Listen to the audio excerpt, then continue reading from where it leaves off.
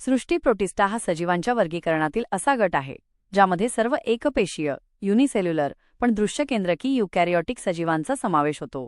याचा अर्थ त्यांच्या पेशीमध्ये स्पष्ट केंद्रक आणि पटलबद्ध अंगके असतात। मुख्य वैशिष्ट्ये: एकपेशीय सजीव हे प्रामुख्याने एकाच पेशीने बनलेले असतात। आवास: हे सजीव प्रामुख्याने पाण्यात गोड्या किंवा खाऱ्या आढळतात। हालचाल: हालचालीसाठी यांच्याकडे रोमके, सिलिया, कशाभिका, फ्लॅजेला किंवा छद्मपाद स्युडोपोडिया असतात।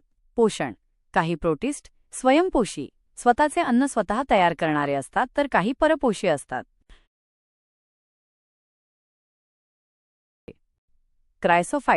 क्रायसोफाइट्स ओळख: यामध्ये डायटम्स आणि सोनेरी शेवाळाचा डेस्मेट समावेश होतो। हे प्रामुख्याने पाण्यात आढळणारे सूक्ष्मजीव आहेत। रचना: डायटम्सची पेशीभित्तिका सिलिकाने बनलेली असते। ती साबणाच्या डबीप्रमाणे एकमेकांत बसणाऱ्या दोन थरांसारखी दिसते। सिलिकामुळे या भिंती कधीही नष्ट होत नाहीत। डायटोमेशियस अर्थ: समुद्राच्या तळाशी साचलेल्या यांच्या अवशेषांना डायटोमेशियस अर्थ म्हणतात। याचा वापर तेल गाळण्यासाठी आणि पॉलिशिंगसाठी होतो। महत्त्व: हे समुद्रातील मुख्य उत्पादक चीफ प्रोड्युसर्स आहेत, जे प्रकाश संश्लेषणाद्वारे अन्न आणि ऑक्सिजन तयार करतात।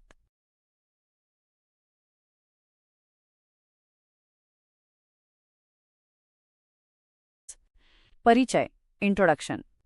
डायनोफ्लॅजिलेट्स हे प्रोटिस्टा सृष्टीतील प्रामुख्याने समुद्री मरीन एकपेशीय सूक्ष्मजीव आहेत। हे जीव वनस्पती, प्रकाश संश्लेषण आणि प्राणी हालचाल या दोन्हीची वैशिष्ट्ये दर्शवतात। 2. शरीर रचना.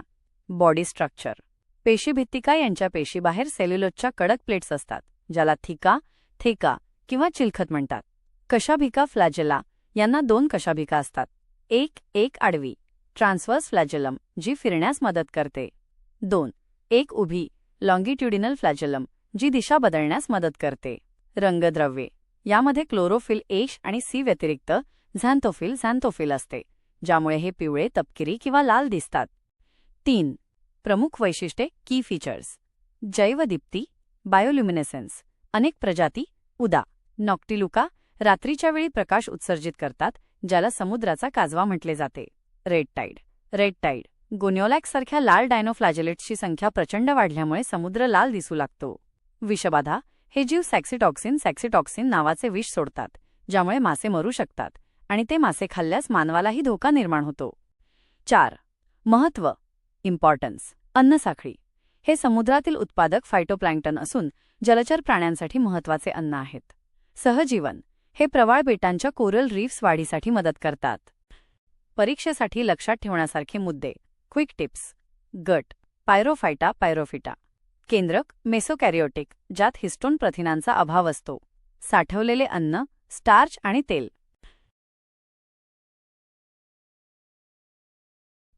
मराठी भाषेत युग्लेनॉइड किंवा वैज्ञानिक संदर्भात युग्लेना सदृश सजीव असेच म्हटले जाते। हे सजीव प्रामुख्याने गोड्या पाण्यात आढळतात आणि ते वनस्पती आणि प्राणी या दोघांचीही वैशिष्ट्ये दर्शवतात। त्यांच्याबद्दलची महत्त्वाची माहिती खालीलप्रमाणे आहे. मुख्य वैशिष्ट्ये. सजीव वर्गीकरण: हे प्रोटिस्टा सृष्टीतील एकपेशीय सजीव आहेत। दुहेरी पोषण पद्धत. प्रकाश संश्लेषण: सूर्यप्रकाश असताना हे वनस्पतींप्रमाणे स्वतःचे अन्न स्वतः तयार करतात, ऑटोट्रोफिक। परपोषी: सूर्यप्रकाश नसल्यास हे इतर सूक्ष्मजीवांचे भक्षण करून प्राण्यांप्रमाणे जगतात, हेटरोट्रोफिक। पेशीभित्तिकेचा अभाव: यांच्यात वनस्पतींप्रमाणे पेशीभित्तिका सेल वॉल नसते, त्याऐवजी प्रथिनांनी बनलेले पेलिकल नावाचे लवचिक आवरण असते। या आवरणामुळे त्यांचा शरीर लवचिक राहते। कशाभिका, फ्लॅजेला: हालचालीसाठी त्यांना 2 चाबकासारखे अवयव असतात, ज्यांना कशाभिका म्हणतात। युग्लेनॉइड्समध्ये क्लोरोफिल ए आणि बी ही हरितद्रव्ये असतात, जी उच्च दर्जाच्या वनस्पतींमध्ये आढळतात, म्हणूनच त्यांना वनस्पती आणि प्राण्यांमधील दुवा मानले जाते। माहिती खालीलप्रमाणे आहे. स्लाइम मोल्ड हा निसर्गातील एक अतिशय विचित्र पण रंजक जीव आहे। हा प्राणी नाही, वनस्पती नाही आणि पूर्णपणे बुरशी, फंगी देखील नाही। वैज्ञानिक भाषेत याला प्रोटिस्ट गटामध्ये टाकले जाते। स्लाइम मोल्डची मुख्य वैशिष्ट्ये. रचना: हे सहसा पिवळ्या, केशरी किंवा पांढऱ्या रंगाचे असतात। ते एखाद्या जेलीसारखे किंवा पसरलेल्या थरासारखे दिसतात। बुद्धिमत्ता: विशेष म्हणजे स्लाइम मोल्डला मेंदू नसतो, तरीही तो रस्ता शोधण्यात, नॅव्हिगेशन आणि अडथळे पार करण्यात पटाईत असतो। अन्नापर्यंत पोहोचण्याचा सर्वात छोटा मार्ग शोधण्याची क्षमता त्यांच्यात असते। अन्न हे प्रामुख्याने कुजलेली पाने, लाकूड आणि बॅक्टेरिया खाऊन जगतात. यामुळे पर्यावरणातील कचरा साफ करण्यास मदत होते. हालचाल जरी ते स्थिर वाटत असले तरी ते अतिशय संथ गतीने साधारणपणे तासाला काही मिलीमीटर हालचाल करू शकतात. स्लाइम मोल्डचे दोन मुख्य प्रकार. 1. प्लाझ्मोडियल. प्लाझ्मोडियल हा एक मोठा पेशींचा समूह असतो ज्यामध्ये हजारो केंद्रके न्यूक्लिआय असतात. हा एका मोठ्या चिकट थरासारखा दिसतो. 2. सेल्युलर. सेल्युलर जेव्हा अन्नाची कमतरता असते तेव्हा अनेक स्वतंत्र पेशी एकत्र येतात आणि एका जीवाप्रमाणे वागू लागतात. हे कुठे आढळतात? हे सहसा दमट आणि सावलीच्या ठिकाणी आढळतात, जसे की कुजलेली झाडाची खोडे, ओली पाने, बागेतील खत, मल्च. एक मजेशीर गोष्ट, शास्त्रज्ञांनी स्लाइम मोल्डचा वापर करून रेल्वेचे मार्ग आणि शहरांचे नकाशे अधिक कार्यक्षम कसे बनवता येतील याचा अभ्यास केला आहे, कारण हे जीव अन्नासाठी सर्वात शॉर्टकट मार्ग शोधण्यात माहीर आहेत. झूफ्लॅजेलेट्सची. झूफ्लॅजेलेट्स महत्त्वाची वैशिष्ट्ये. कशाभिका फ्लॅगेला यांच्या शरीराच्या टोकाला चाबकासारखी एक किंवा अनेक लवचिक दोरीसारखी रचना असते ज्याला कशाभिका म्हणतात. याचा वापर करून ते पाण्यात पोहतात. पोषण. हे स्वतःचे अन्न स्वतः तयार करू शकत नाहीत. हेटरोट्रॉफिक.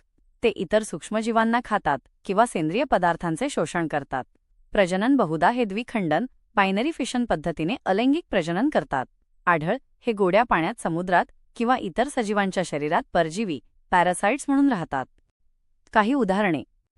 ट्रायपॅनोसोमा. ट्रायपॅनोसोमा हा मानवामध्ये स्लीपिंग सिकनेस, झोपेचा आजार पसरवण्यास कारणीभूत असतो. 2. जियार्डिया. जियार्डिया हा आतड्यांमध्ये संसर्ग निर्माण करणारा एक सामान्य झूफ्लॅजेलेट आहे. सार्कोडिना हा प्रोटोझोआ. प्रोटोझोआ संघातील एक महत्त्वाचा गट आहे. यांना रायझोपोडा, रिझोपोडा असेही म्हटले जाते. हालचाल आणि आहार. मूव्हमेंट आणि न्यूट्रिशन. या प्राण्यांचे सर्वात महत्त्वाचे वैशिष्ट्य म्हणजे छद्मपाद, स्युडोपोडिया. हे त्यांच्या शरीराच्या पेशीद्रव्यापासून तयार होणारे तात्पुरते पाय असतात. याचा वापर ते चालण्यासाठी आणि भक्ष्य, अन्न पकडण्यासाठी करतात. उदाहरणे. एक्झाम्पल्स. अमिबा. अमिबा मुक्तपणे जगणारा आदिजीव. अँटामेबा हिस्टॉलिटिका. अँटामेबा हिस्टॉलिटिका यामुळे मानवाला हगवण, अतिसार, डिसेंट्री होतो. स्पोरोझोआ. स्पोरोझोआ मुख्य मुद्दे. स्वरूप. हे एकपेशीय युनिसेल्युलर आणि पूर्णपणे परजीवी एंडोपॅरासाइट सजीव आहेत. ते प्राणी किंवा मानवाच्या शरीराच्या आत राहतात. 2. हालचाल. लोकोमोशन. इतर आदिजीवांप्रमाणे उदा. अमिबा यांच्याकडे हालचालीसाठी छद्मपाद, कशाभिका किंवा रोमके असे कोणतेही विशिष्ट अवयव नसतात. 3. प्रजनन आणि बीजाणू. रिप्रोडक्शन आणि स्पोर्स. यांच्या जीवनचक्रात बीजाणू स्पोर्स तयार होतात. हे बीजाणू अत्यंत कठीण असतात, ज्यामुळे ते एका यजमानाकडून दुसऱ्या यजमानांकडे सहज पसरू शकतात. प्रजनन लैंगिक आणि अलैंगिक अशा दोन्ही पद्धतीने होते. 4. पोषण. न्यूट्रिशन. हे स्वतःचे अन्न पकडत नाहीत, तर यजमानाच्या शरीरातील पेशी किंवा द्रवातून उदा. रक्त थेट पोषण शोषून घेतात. 5. महत्त्वाचे उदाहरण. प्लाझ्मोडियम. प्लास्मोडियम हा स्पोरोझोआ गटातील सर्वात घातक परजीवी आहे. आजार. याच्यामुळे मलेरिया हा रोग होतो. प्रसार. मादी ॲनोफिलिस. ॲनोफिल्स डास चावल्यामुळे हा मानवी रक्तात प्रवेश करतो. लक्षात ठेवण्यासाठी महत्त्वाचे शब्द. Intracellular parasites. पेशींच्या आत राहणारे परजीवी. Multiple fission. बहुभाजन. एकाच वेळी अनेक पेशी तयार होण्याची पद्धत. Infectious stage. संसर्गजन्य अवस्था. बीजाणू.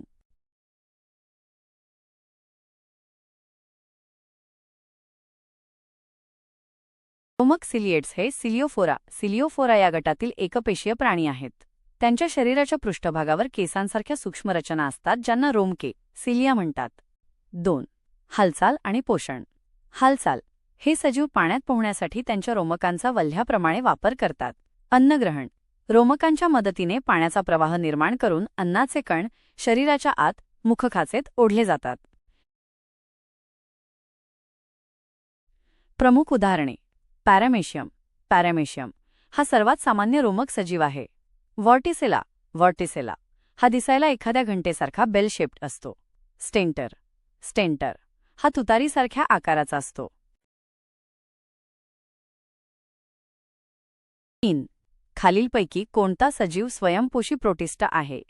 अ. अमिबा. ब. पॅरामेशियम. क. युग्लिना. ड. प्लाझ्मोडियम.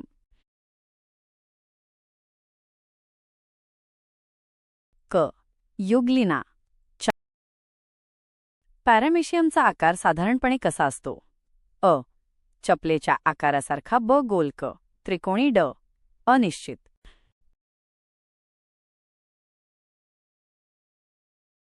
मलेरिया हिवताप होण्यास कारणीभूत असलेला प्लाझ्मोडियम कोणत्या सृष्टीत येतो? अ. मोनेरा. ब. प्रोटिस्टा. क. कवक. ड. वनस्पती.